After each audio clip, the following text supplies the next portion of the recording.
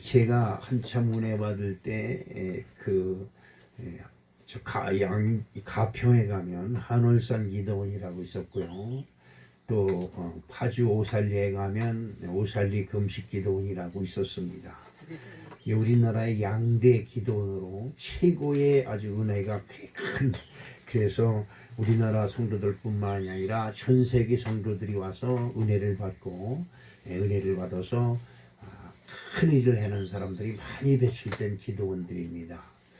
근데 그 기도원이 있기까지는 그 이천성 목사, 한월산 기도원의 이천성 목사님은 그 부인이 눈물 흘린 기도가 있었기에 이천성 목사가 탄생할 수 있었죠.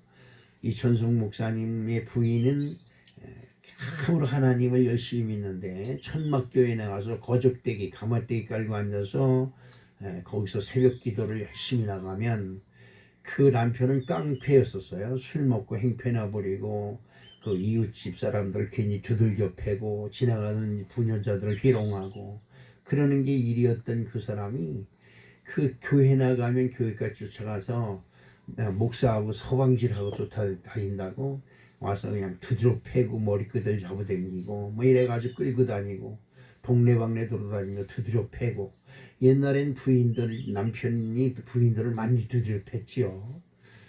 작대기를 후려 패고 몽둥이 손에 닥친 데 두드려 패고 그랬었습니다.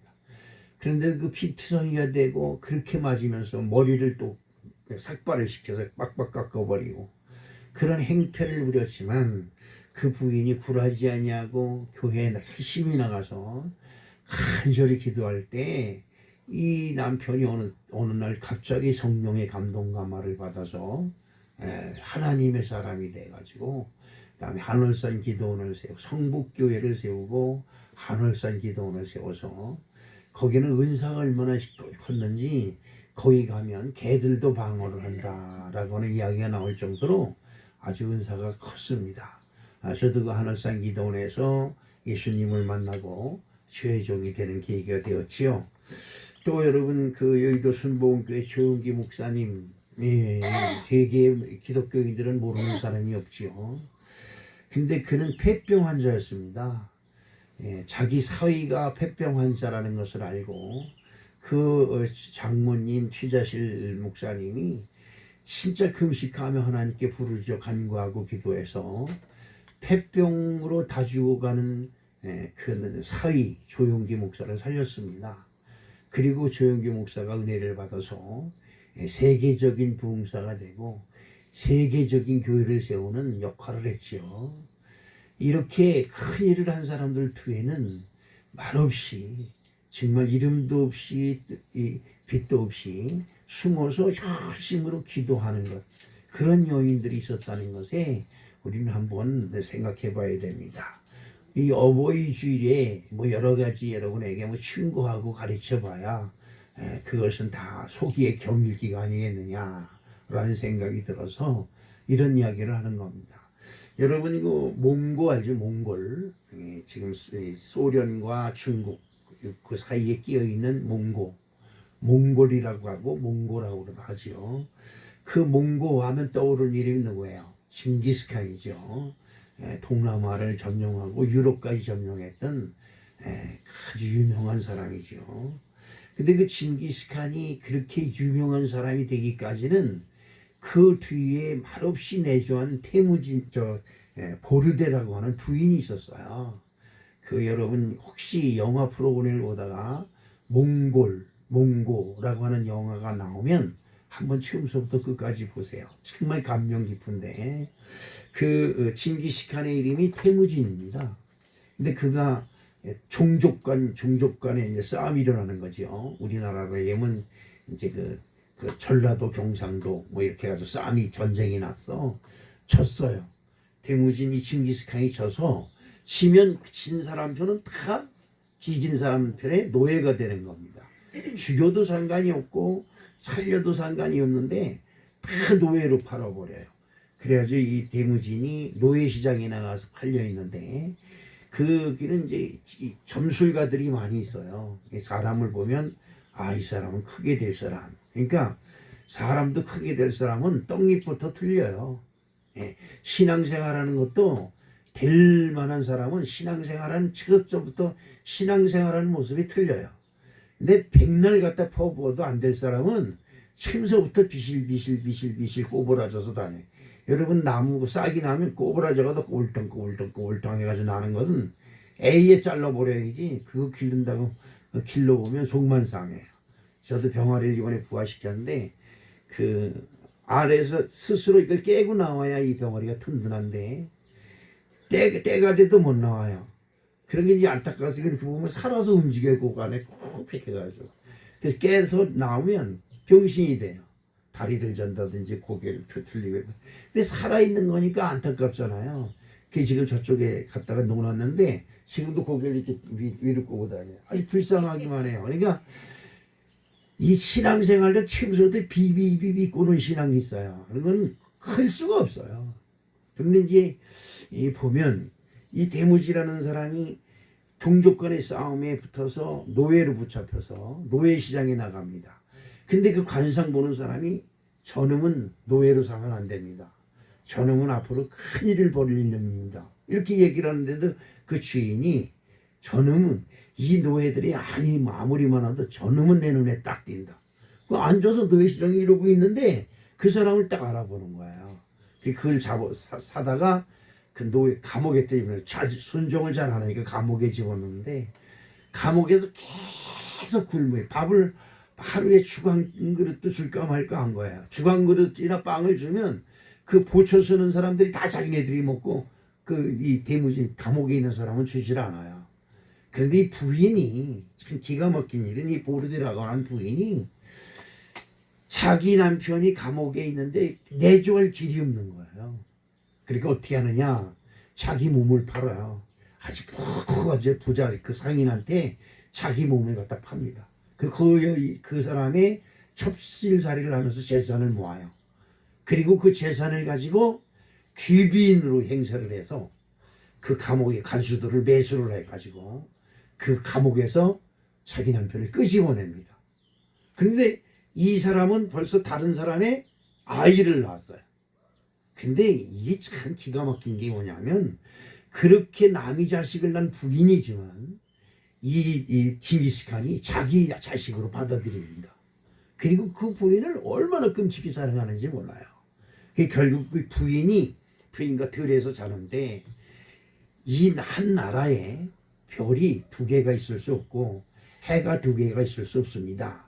라고 탁 귀에다 대고 얘기를 해. 그 말을 듣고 누워있던 징기스칸이 탁 일어나더니 말 타고 떠납니다. 여인은 가만히 보고만 있는 거죠.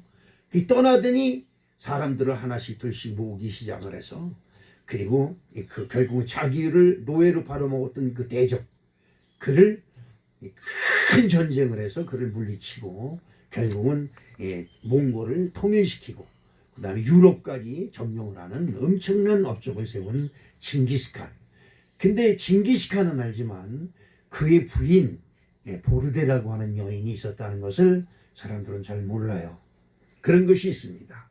왜 이런 얘기를 하냐 하면 여러분들 우리 교회에 남자들은 별로 없지만 그래도 여자분들이 몇 분 계신데 난 여자분들이 이 신앙의 힘을 좀 냈으면 좋겠다라는 생각이 들어요. 여러분 뭘 바라십니까? 뭘 바라고 기도하고 뭘 바라고 예수를 믿고 뭘 바라고 교회 나와서 기도합니까? 여러분의 기도 하나가 세계를 움직이는 엄청난 역사를 일으킨다고 하는 사실을 좀 기억해 주셨으면 좋겠습니다. 그렇죠. 그렇습니다. 여자의 힘은 연약해서 남자를 따라갈 수가 없지요. 그런데 그 남자가 세계를 정복해도 그 남자를 움직이고 다스리는 것은 또 여자라고 그런 이야기가 있죠. 여러분 남편의 지금 모습을 보면서 이러니 저러니 하지 마시고 여러분과 한 몸이 된 남편을 위해서 그리고 여러분들의 몸을 통해서 난 자식을 위해서 여러분이 할 수 있는 게 무엇이 있을까요? 성경을 보시고 아니면 목사님의 설교 말씀을 듣고 한번 믿음의 도전을 가져보시기를 주님의 이름으로 축복합니다. 우리 성경 속에는 많은 여인들이 등장하지만 애석하게도 이 성경은 여인 때문에 망해요. 그렇죠.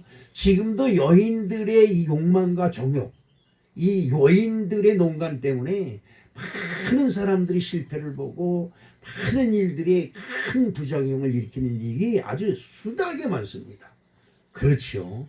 그러나 그 여인이 눈물 어린 희생을 통해서 가정이 살고 자녀들이 사는 모습을 역사적으로나 성경적으로나 많이 볼 수가 있는 것입니다.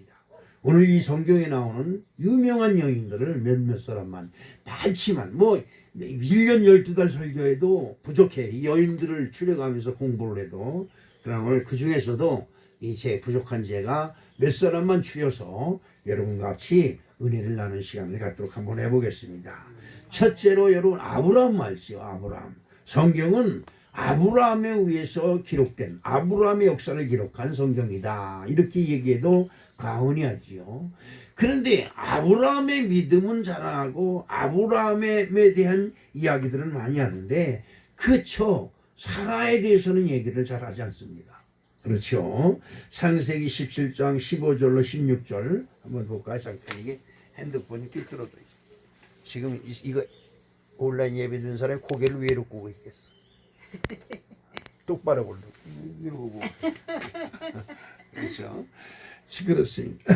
자, 창세기 17장 15절로 16절 시작.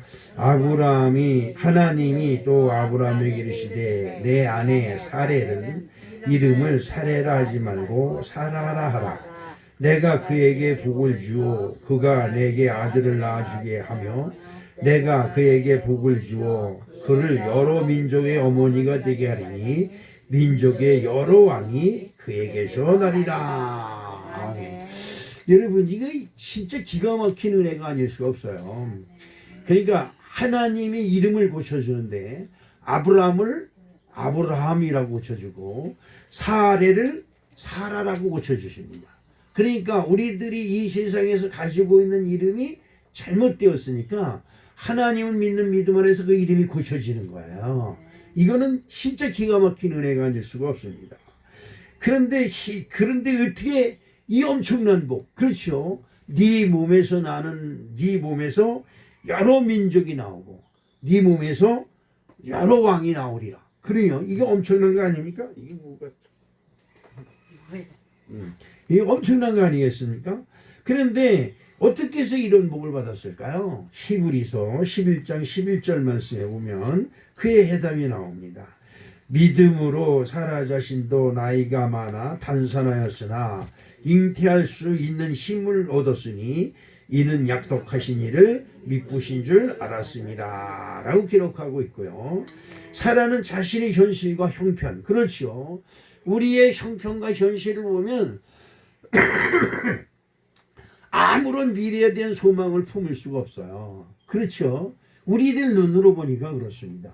그런데 하나님의 말씀을 절대적으로 믿고 그 말씀을 딱 붙잡고 기도하는 것이 누구냐? 바로 아브라함의 부인이에요. 여러분 이 아브라함의 부인은 성경 속에 그렇게 많이 나타나진 않습니다. 그런데 여러분 아브라함이 하나님께 진짜 그 믿음을 인정받는 장면이 있습니다. 이건 진짜 기가 막힌 장면이죠. 여러분도 잘 아시지만 이 아브라함이 100세에 낳은 아들 이삭을 하나님께 번제물로 드릴 때에 하나님께서 그것을 보시고 내가 너의 믿음을 이제 알았노라 보았노라 이리 말씀하시면서 아브라함에게 큰 복을 주시죠. 그런데 여러분 보십시오. 부인의 동의가 없이 자식을 어떻게 데리고 나갈 수 있겠어요? 그렇죠. 창세기 22장 2절 말씀을 한번 볼까요? 여호와께서 이르시되 내 아들 내 사랑하는 독자 이삭을 데리고 모리아 땅으로 가서 내게 일러준 한 산 거기서 그를 번제로 드리라 라고 합니다. 그래요. 아브라함은 믿으니까 그냥 아멘 하고 자기 아들 시계에다가 나상작을 딱 짊어지고 그리고 횃불은 자기가 들고 그리고 갑니다. 그러니까 횃불에 그 장작 위에다가 자기 아들을 올려놓고 횃불을 불로 붙여서 죽이겠다는 거예요. 하나님이 원하시는 거니까. 이건 우리들은 상상할 수 없는 것이죠. 그런데 그렇게 하는 아브라함의 처가 자기 자식을 데리고 나가는데 그거 가만히 있을 엄마가 세상 천지 어디 있습니까? 그렇죠? 아, 남편은 자기가 믿는 하나님을 믿는 믿음 때문에 그렇게 한다지만 부인이 무슨 죄가 있어요? 내가 어떻게 낳은 자식인데, 그렇죠? 네, 여러분들이 낳은 자식을 다른 사람이 욕해봐요. 내가 내 자식을 욕할 때는 아무 상관이 없어요. 근데 내가 하도 욕을 하니까 옆에 있는 사람이 맞아, 네 아들은 그래, 이렇게 하면 거기서 돌아버리는 거예요. 그렇죠? 남이 내 자식 욕하는 건 용납이 되질 않지요. 그렇죠? 근데 나는 어떻게 해요? 남의 자식을 막 판단하고 정지하고 욕해요. 이게 뭐가 잘못된 거죠. 그런데 아브라함이 자기 아들을 데리고 나가서 하나님께 번제물로 드리겠다고 하는데 가만히 있을 여인이 어디 있겠습니까?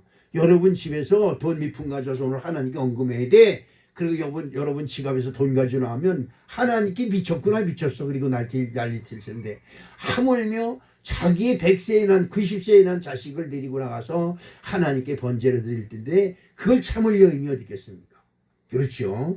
그런데 눈에 넣어도 아프지 않을 이 자기 아들을 아브라함이, 자기 남편이 자기 믿음대로 할 수 있게끔 내조한 것이 누구예요? 바로 아브라함의 부인 사라예요. 이것이 참 기가 막힌 것이죠. 그렇죠. 두 번째로 또 있습니다. 두 번째는 누가 있을까요? 여러분 성경은 누구의 역사라고 그랬어요? 아브라함의 역사고 그 다음에 이스라엘 유대민족의 역사라고 그랬어요. 그러면 여러분 이스라엘이 어떻게 있게 됐느냐? 이것이 굉장히 중요하잖아요. 어떻게 하나님은 이스라엘 민족의 하나님이 되었을까? 그렇죠. 리브가 이스라엘 어머니 리브가라고 하는 여인이 있습니다. 리브가는 아브라함의 며느리예요. 그리고 이삭의 부인이지만 라반의 여동생이기도 합니다. 자, 그런데 이 여인으로 말미암아 하나님 나라의 백성으로 불리는 이스라엘 나라가 건설되게 되었다는 것이요. 대단한 것이죠. 그렇죠. 성경은 여호와 하나님을 이스라엘의 하나님으로 묘사하고 있습니다. 창세기 27장은 이 리브가의 정치가 27장에 적혀 있어요. 여러분 창세기 27장을 한번 시간 날 때 한번 읽어보세요. 그러면 리브가가 어떻게 역사하는지. 그런데 이 리브가의 역사, 리브가의 정치로 말미암아 에서가 아버지의 축복을 받아야 되는데 에서가 못 받고 둘째 아들 야곱이 이삭의 축복을 받습니다. 여러분 교회에서 축복기도 받는 거 그냥 늘상 있는 거니까 그냥 그렇게 넘길 수 있지만 여러분 그렇지 않아요. 하나님의 종이 하나님의 이름을 불러가며 여러분을 축복하기를 여러분들도 간절히 사모하는 자 되시기를 주님의 이름으로 축복합니다. 자기 남편이에요, 이삭은. 근데 그 자기 남편이 내가 이제 죽기 전에 내가 좋아하는 음식을 만들어 와라. 그리고 내가 그것을 먹고 기분이 좋을 때 너에게 마음껏 축복하리라. 이런 소리를 이 리브가가 듣습니다.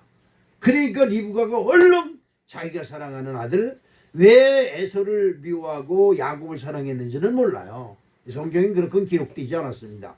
그런데 야곱을 불러가지고 에서가 들로 양을 잡으러 나간 사이에 내가 얼른 가서 양무리에 가서 양을 항상 치고 있으니까 양이 많지요.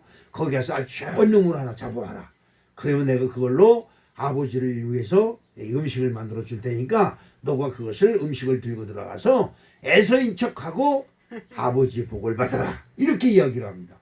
이게 정치예요, 정치. 사람들은 술수를 쓰고 뭘 어떻게 해야 남을 비꼬고, 그리고 여러분 뉴스 보면 여당은 야당을 욕하고 야당은 여당을 욕하고, 이게 우리나라 정치예요. 아직 우리나라 정치는 진짜 배울 것이 없어요. 그런데 실질적으로 리브가는 자기가 사랑하는 아들이 자기 남편에게 축복기도 한번 받는 거, 이게 뭐의 대수겠어요? 그렇죠? 여러분은 매주마다 나올 때마다 주의 이름으로 축복을 받는데, 그렇죠? 그러나 그 축복받는 것을 중요하게 여기는 사람이 하나님의 복을 받는 것이지, 하나님을 중요하게 생각지 않는 사람이 하나님의 복을 받을 수가 없어요. 이걸 여러분 잘 아셔야 됩니다. 그렇죠? 자기 남편이 하나님의 이름으로 아들에게 복을 주시려고 하는데 두 아들 중에 이왕이면 내가 사랑하는 야곱이 받았으면 좋겠다라는 생각이 리브가의 마음속에 강력히 들어온 거예요. 그러니까 여러분 어떻게 됩니까? 자기 남편을 속일 생각을 해요. 이게 엄청난 일이죠. 그 야곱이 하나님 자기 엄마 때문에 형 대신 축복을 받습니다. 실질적으로 성경을 가만히 보면 야곱이 자기 형과 아버지를 속일 생각이 없어요. 왜냐하면 형에서는 털이 많은 사람이고 수염도 많이 있고 이런데 가슴에도 털도 많이 나고 그런 사람이에요. 근데 야곱은 매끈매끈한 사람이에요. 털도 안 나고 그냥 매끈매끈해. 원래 이스라엘 민족이 그렇습니다. 그런데 털이 매끈매끈한 사람과 털이 많은 사람과 틀린 게 확연히 틀리고 목소리도 틀린데 어떻게 아버지 앞에 가서 그 축복을 받는다고 속여요. 이것이 걸리면 자기도 물론이요 축복은 그냥 저주를 받을 게 뻔한 건데 얼마나 위험스럽겠어요. 그런데도 리브가는 자기 아들 야곱을 이삭처럼 꾸밉니다.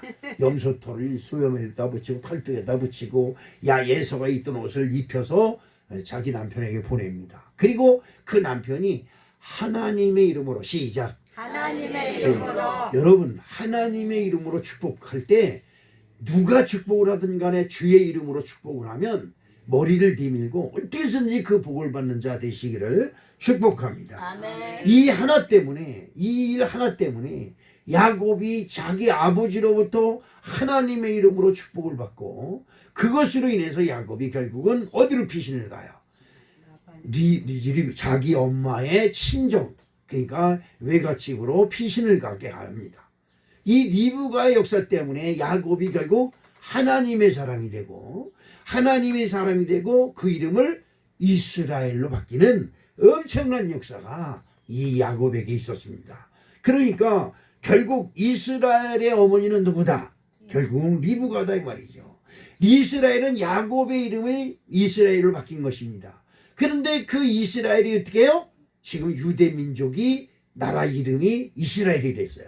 그래서 하나님은 이스라엘아 너 이스라엘아 이래가면서 이스라엘을 축복하시는 겁니다. 이런 것이 엄청난 일이 일어날 수 있었던 것은 바로 리브가라고 하는 여인의 헌신과 그 믿음을 통해서 역사가 일어났다는 것이죠. 그 다음에 세 번째는 누가 있을까? 세 번째로 보면 모세 이야기를 안 할 수가 없지요. 모세. 그렇죠. 출애굽기 6장 20절에 보면 아므람은 로들의 아버지 누이 요게벳을 아내로 맞이하였고 그는 아론과 모세를 낳았으며 아므람이 나이는 117세였으며 라고 기록하고 있습니다. 이 성경을 보면 여러분들도 이거 꼭 기억하세요. 이는 누구냐? 이 채용하기는 아버지 누구 엄마 누구의 아들이다 이렇게 이야기하지 않죠 우리들은. 근데 성경은 꼭 그 엄마가 누구고 그 아버지가 누구라는 것을 꼭 기록을 합니다. 그렇기 때문에 여러분들이 누구 부모에게서 난 것은 그 부모를 위해 기술로 그 부모의 능력으로 여러분을 낳은 것이 아니라 하나님의 은혜로 낳았다는 것을 여러분 꼭 기억해야 될 줄로 믿습니다. 네. 그러면 왜 출애굽기 6장 20절에 아므람이라는 사람과 요게벳이라고 하는 사람을 거기다 기록해 놨을까? 바로 이것은 그들이 낳은 모세를 소개하기 위해서 하나님은 그들을 소개하고 있다는 것입니다. 모세의 어머니 요게벳. 그렇죠. 그때 당시 이 애굽에서는 아들을 낳으면 다 엎어 죽이라고 하는 명령이 온 세상에 떨어져 있어요. 그러니까 임신한 여인들은 내 아들이 내 뱃속에 있는 아이가 아들이면 나오자마자 죽어야 돼요. 이게 얼마나 무서운 세상이에요. 그렇죠? 아주 서슬이 시퍼런 세상이죠. 그 세상 속에서 아들을 낳았어요. 그러니까 이걸 어떻게 할 수가 없잖아요. 어떻게 할 수가 없어요. 그래서 출애굽기 2장 3절로부터 4절 말씀을 보니까 어떤 말씀이 있느냐 보니까 더 숨길 수 없게 되매 그를 위하여 갈대 상자를 가져다가 역청과 나무 진을 칠하고 아기를 거기 담아 나일강가 갈대 사이에 두고 그의 누이가 어떻게 되는지 알려고 멀리 섰더니라고 하는 말씀이 있습니다. 자, 이 말씀을 가만히 보면 창세기에 나오는 노아의 방주가 지금 요게벳의 방주가 되고 모세의 방주가 되었다는 것입니다. 그러니까 여러분 잘 보십시오. 여러분들이 멸망의 길이 여러분에게 닥쳐온다 할지라도 여러분이 믿음이 있으면 노아의 방주가 여러분 것이 되고 여러분 자녀 것이 되는 놀라운 축복이 함께 하실 줄로 믿습니다. 여러분 그 방주를 만들어서 그렇죠. 나 갈대 상자에다가 역청과 나무진을 칠하고 방주를 만들어서 물 위에다 띄었어요. 물 위에다 띄니까 어떻게 돼요? 노아의 방주를 하나님께서 구원하신 것처럼 이 요백에서의 믿음대로 그 모세를 하나님께서 구원하시는데 어떻게 구원하세요? 그를 죽이라고 모든 남자인 다 죽이라고 명령한 그 애굽의 왕의 딸 공주가 하필은 거기 그 나일강에 목욕하러 왔다가 아이 우는 소리를 들어요. 그리고 어디서 나는 소리야? 그리고 시녀들을 시켜서 찾아보니까 나무 상자 속에 아이가 있는 걸 발견하게 됩니다. 그러니까 이 아이를 보고 한눈에 그냥 반해버려요. 이 공주가. 이 하나님의 역사는 그 누구도 알지 못하는 겁니다. 그러니까 여러분 교회 다닌다고 하나님을 여러분 스스로 판단하고 결정하지 마세요. 그것만큼 어리석고 미련한 것이 없어요. 그러니까 하나님의 뜻이 어쩐지 모르죠. 그러니까 보니까 글쎄 이 애굽의 왕이 모든 어린아이 남자아이거든 다 죽이라고 명령한 그 명령한 장부인의 딸이 거기 목욕을 하러 왔다가 역청을 만들어서 방주를 만들어서 버린 그 아기를 건져냅니다. 그리고 한눈에 그 아이를 보고 반해요. 그러니까 이 아이는 내 아들이다. 내 아들이다. 이것은 하늘에서 나에게 준 선물이다. 이렇게 생각하고 이 아이 이름을 모세라고 하는데 모세 이름이 뭐예요? 강에서 물에서 건져냈다 이 말이에요. 네? 그래가지고 그 모세가 거기서 자라게 합니다. 여러분 보십시오. 이 요게벳이라고 하는 여인 때문에 모세가 생존할 수 있었고 그 다음에 모세가 광야에서 40년간 피난살이를 할 적이 있습니다. 진짜 모진 고난의 세상이죠. 여러분과 저의 인생 속에도 하나님을 아무리 잘 믿어도 하나님이 여러분과 저의 삶 속에 하나님을 믿는 믿음을 훈련시켜서 정말 절대적으로 좌우로나 우로나 지우치 않냐고 세상의 미혹에 빠지지 않게 하시려고 훈련을 시키시는 방법이 있어요. 근데 그 모세는 광야에서 40년간 훈련을 받을 때 십보라라고 하는 여인이 나타납니다. 십보라라고 하는 여인이 40년간 광야에서 아무 연고 없는 광야에서 유리방황하고 있을 때에 이 십보라라고 하는 여인을 만나서 그의 믿음을 자꾸 부추겨 줍니다. 그 십계라고 하는 영화를 보면 이 십보라고 하는 여인이 모세를 만나는 장면이 나오고 십보라의 여인이 어떤 얘기를 하냐면 늘상 하나님을 사모하고 하나님 중심적으로 살려고 노력하는 사람이에요. 이 사람 때문에 모세가 이스라엘 백성들을 구원하는 구세주의 역할을 감당하게 됩니다. 출애굽기 4장 24절로 25절 말씀을 보겠습니다. 제가 지금 감기가 아주 다시 심하게 들어와서 목소리가 갈라지고 있어요. 여러분 그러니까 짧게 할 테니까 여러분이 잘 들으시고 은혜 받으시기 바랍니다. 출애굽기 4장 24절로 25절에 보니까 모세가 길을 가다가 숙소에 있을 때에 여호와께서 그를 만나사 그를 죽이려 하신지라 십보라가 돌칼을 가져다가 그의 아들의 포피를 베어 그의 발에 갖다 대며 이르되 당신은 참으로 내게 피남편이로다 하니. 여러분 보세요. 의심스럽지 않아요? 하나님의 사명을 받아서 애굽으로 내려가는 모세를 하나님이 죽이려고 해요. 왜 그럴까? 여기서 우리가 중요한 것이 있어요. 여러분이 아무리 하나님의 은혜를 감당하고 하나님 교회에서 귀한 직분을 받고 있다 할지라도 하나님의 계명을 어기면 하나님께서 언제든지 버리는 거예요. 모세는 80살이 되어서 하나님의 사명을 받고 애굽으로 내려가고 있지만 그는 뭘 못했느냐? 할례를 받지 않았어요.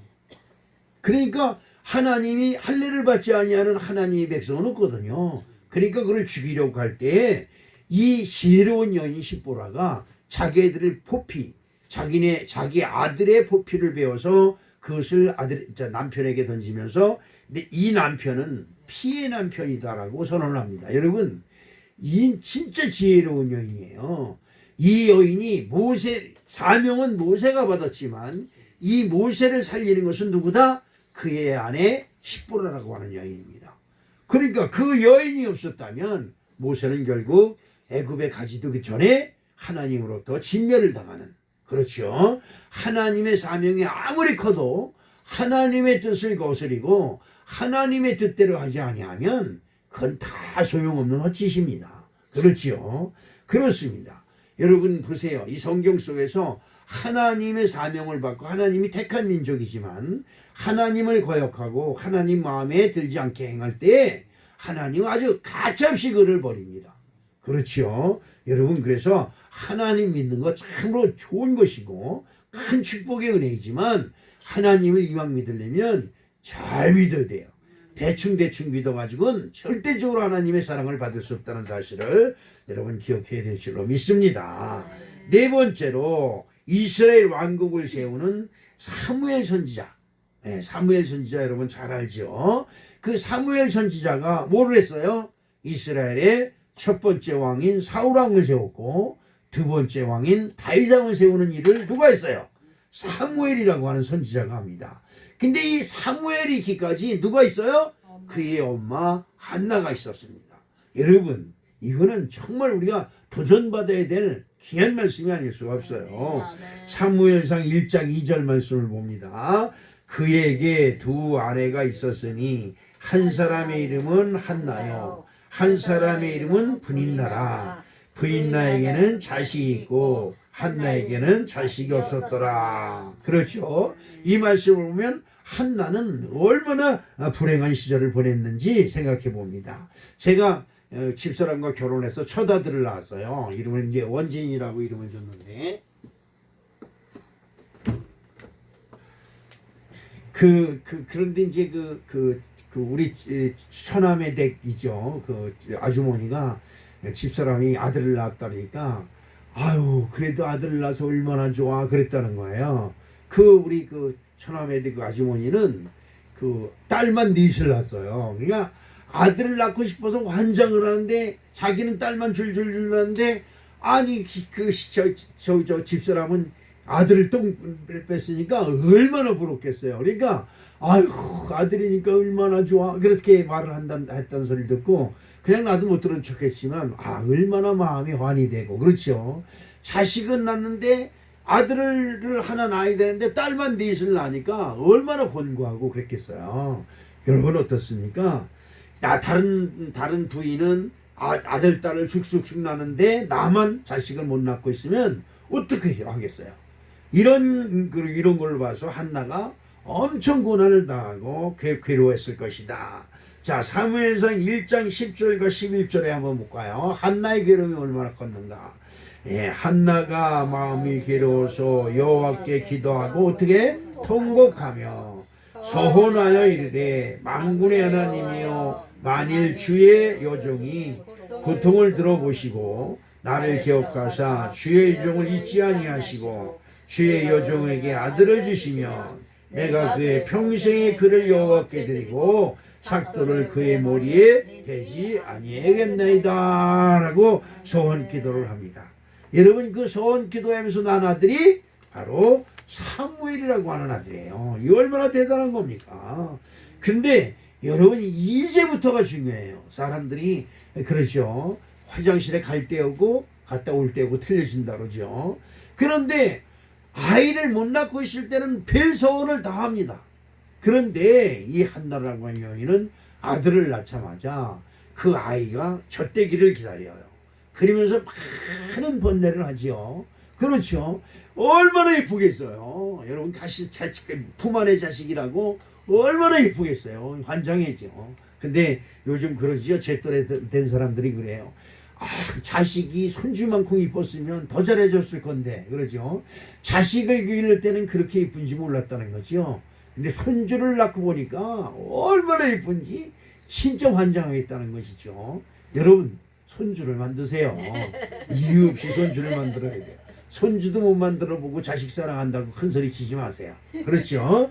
자, 그런데 이 여인이 이 아이를 젖먹으면서 기르면서 많은 번뇌가 왔을 거예요. 그렇죠. 아이고 이 귀한 자식을 하나님께 바친다고 생각을 해보세요. 얼마나 마음이 괴롭겠어요.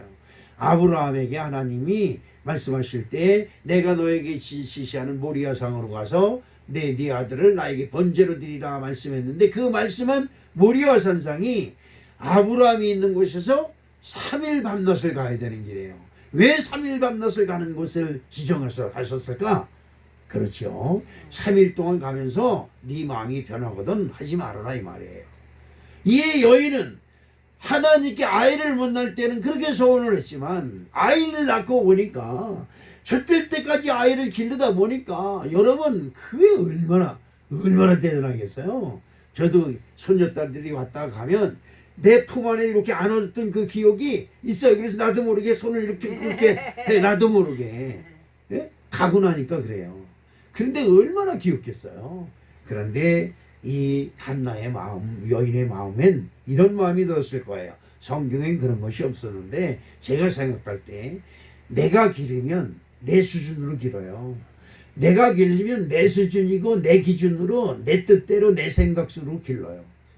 여러분 기르는 것이 누구의 수준이에요? 실력이나 학교 공부라든지 세상적 기술은 내가 어떻게 할 수 없지만 그 사람의 마음의 성격이 구성되는 것은 부모의 성격을 99% 닮아가요. 그렇죠. 우리 아들이 재진이가 그래. 아버지는 누구하고 대화하면 아버지만 얘기해. 아버지만. 그래. 나한테 몇 번씩은 그걸 지적하더라고요. 근데 요즘 재진이가 그래요. 집안 식구들이 밥 먹으면 지 혼자 떠들고 있어요. 그래 나는 아예 이제 말도 안 해. 식구들 오면 말도 안 해요. 지 혼자 떠들고 있어요. 그래서 너도 별 수 없어 이놈아. 그렇습니다. 그런데 더 나쁜 것은 아주 이 아버지의 꼬부라진 성격이라든지 이런 것까지 닮아가면 이건 진짜 어떻게 구제불능해요. 어떻게 할 수가 없어요. 그렇죠. 그렇습니다. 그런데 한나는 내가 기르면 내 수준이다. 내가 내 집에서 기르면 뭘 보고 배울까요? 그렇죠. 아버지는 부인이 2명이에요. 그리고 그 2명이 낳은 자식들이 한 집안에서 얼마나 쌈박질을 하면서 크겠어요. 뭘 보겠어요? 뭘 보면서 자식이 자라요? 그래서 될 수만 있거든. 여러분 자식을 키우려면 자식을 낳지 않으면 모를까. 낳았다고 한다면 그 자식에게 본보기가 되는 엄마가 되고 아버지가 되시기를 주님의 이름으로 축복합니다. 본보기가 안 되면 자식들의 삐뚤한 길로 가도 엄마 아버지가 꾸짖질 못해요. 왜 그래? 엄마 아버지는 지들 하고 싶은 대로 마음대로 하면서 자식들을 보러 올바른 길로 가려고 그러면 그 어떻게 되겠습니까?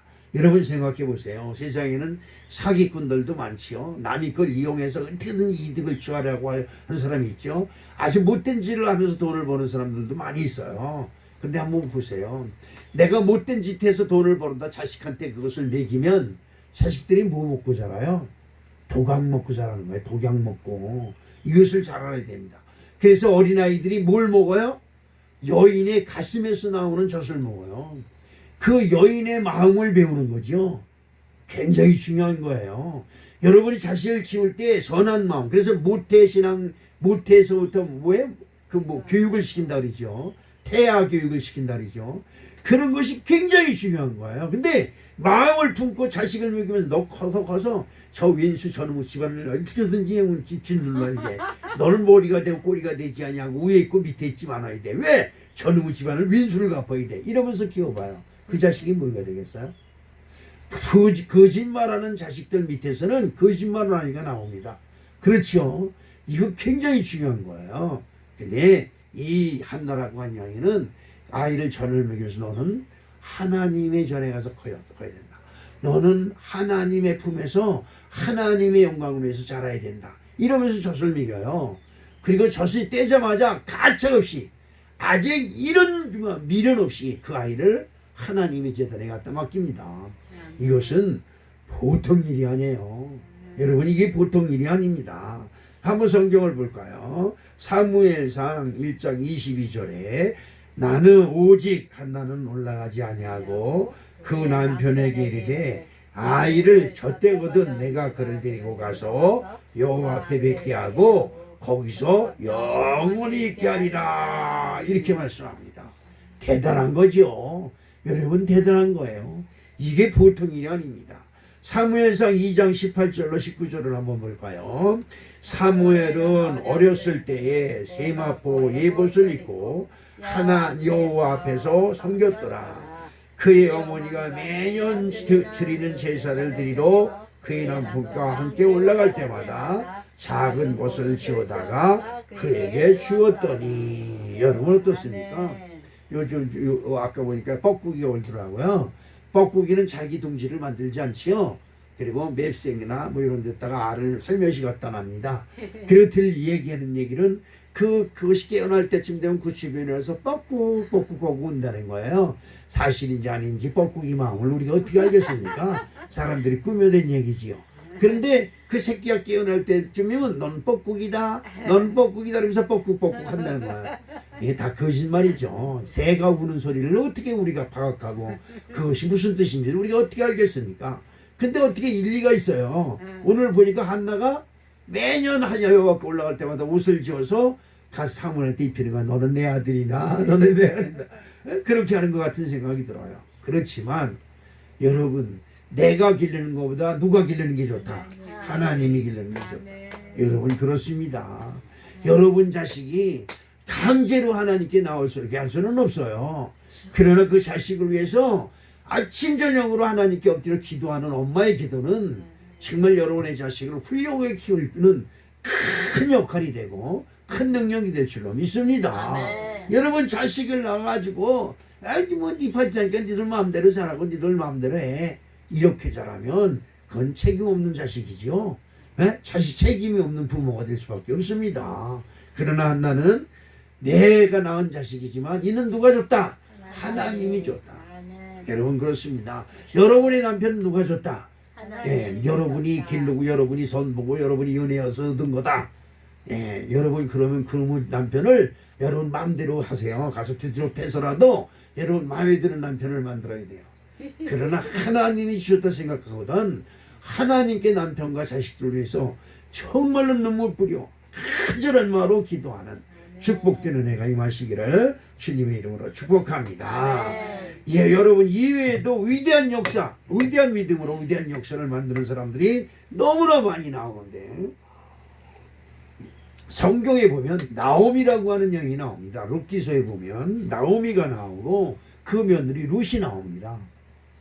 이스라엘 풍속상 남편이 죽어요. 그러면 그 남편의 형제들 중에 결혼 안 한 사람과 같이 살아야 돼요. 왜냐하면 그 남편의 대를 잇게 하기 위해서 그렇게 하는 것입니다. 결혼해가지고 아이가 없을 때에는 남편의 형제들과 같이 살아서 남편의 대를 잇게 하는 것이 이스라엘의 풍습입니다. 그런데 이 나오미의 아들 둘이 있었는데 아들 둘이 결혼하자마자 아이도 못 낳고 다 죽어버렸어요. 그리고 며느리만 남았는데 그 며느리가 아들들이 없으니까 그 시어머니가 야 니들 친정으로 돌아가서 친정에 가서 다른 데를 시집가든지 이제 마음대로 오라. 여러분 결혼한 사람들은 남편이 죽기 전에는 남편에게 매여 있어야 돼요. 여러분 이것이 성경이고 이것이 하나님의 율법이에요. 그런데 이 남편이 죽었으니까 그 사람들이 얼마든지 후리로 나가서 자기 마음대로 할 수가 있어요. 그런데 안 해요. 그리고 어머니의 하나님이 나의 어머니고 어머니가 묻히는 것이 내가 묻히는 것이 되겠습니다 라며 이 룻이라고 하는 여인이 끝까지 그 어머니를 섬깁니다. 이 소문이 유대 지방 사람들한테 다 소문이 난 거예요. 그런데 여러분 이 시어머니가 내가 지금 남편이 있어 아이를 생산한다 하자. 그 아이가 결혼할 때까지 어떻게 기다리겠느냐. 그러니까 너는 빨리 네 친정으로 와서 시집을 가라고 아무리 권면해도 안 합니다. 그리고 보리이삭을 주스러 다녀요. 보리이삭, 보리 빌 때 그 옆에 떨어지는 이삭. 이스라엘 백성들은 절대 보리를 베고 배를 베고 콩을 베다가 그 깍지가 떨어지고 이삭이 떨어지면 죽지 못합니다. 왜냐하면 짐승이 먹어야 되고 가난한 사람들이 와서 그것을 주워다 먹을 수 있도록 절대 그렇게 하네요. 여러분들도 이걸 배워야 돼요. 이건 내 거야! 그러니까 빡빡 긁는 것이 아니에요. 유대인들이 농사 짓는 것은 이삭이 땅에 떨어진 건 절대 고구마 캐고 감자 패면 좀 덜 캔 것이 있으면 놔두세요. 짐승도 먹고 지나가는 사람이 배고프면 그걸 캐서 먹을 수 있도록 남겨두는 거예요. 그런데 그 볼이 뱀인데 그 옆에 가서 이삭을 줬습니까? 근데 그 하필은 간 것이 보아스라고 하는 사람의 땅이에요. 근데 보아스가 와서 보니까 일꾼들 옆에 한 여인이 이삭을 줬는 거예요. 누구냐고 물어보니까 나오미의 며느리라고 하는 겁니다. 그러니까 내가 너의 소문을 들었다. 너가 본 친정으로 돌아가지 아니하고 어머니 하나님이 나의 하나님이 되고 어머니가 묻히는 것이 내가 묻히는 것이 되겠다고 서운했던 여인이구나. 그러면서 일하는 사람들한테 일부러 그 롯에 가는 길에 이삭을 풀어 던져주라는 거야. 이렇게 던져줘라. 그리고 그가 너희들이 먹는 음식을 같이 먹고 너희들이 먹는 물을 같이 마실지라도 절대 꾸짖지 말고 그 이삭을 줍는 것을 도와주라고 명령을 합니다.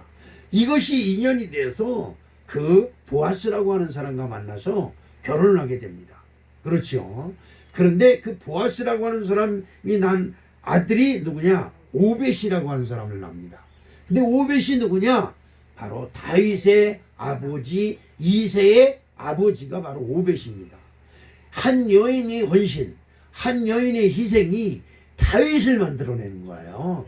이게 얼마나 대단한 것입니까? 그렇죠. 또 에스더서에 보면 에스더라고 하는 여인이 나옵니다. 에스더는 고아입니다. 부모가 일찍이 죽었어요. 그래서 작은 아버지 품에서 삼촌 집에서 키우집니다. 그런데 그가 어떻게 하다가 그 나라의 왕후가 됩니다. 왕후는 뭐예요? 왕의 본초가 아니라 부처죠. 부처가 되는 겁니다. 그러니까 1년 동안 한 번도 왕을 섬기지 못할 때가 있고 또 왕의 사랑을 받아야 왕의 침실에 들어갈 수 있는 그런 영광을 얻는 거예요. 그런 에스더가 이 유대인 민족이 다 죽게 된다는 것을 알고 죽으면 죽으리라. 여러분 그러죠? 죽으면 죽으리라. 여러분 믿음의 생활은 이렇게 해야 되는 겁니다. 죽으면 죽으리라고 하는 믿음으로 믿음 생활을 할 때 하나님께서 여러분을 기억하실 줄로 믿습니다. 이 에스더는 죽으면 죽으리라고 하는 기도로 자기 민족, 유대 민족을 구하는 엄청난 일을 하게 됩니다. 우리 사랑하는 성도 여러분, 그 외에도 여러 가지 사람이 많습니다. 처녀의 몸이지만 하나님의 성령이 임해서 너희 몸에서 나실 이는 거룩하니 하나님의 아들이라 칭하는 그리스도가 나실 것이다라고 하는 말을 듣고 주의 뜻에 맡기겠나이다라고 자기 몸을 하나님께 맡깁니다.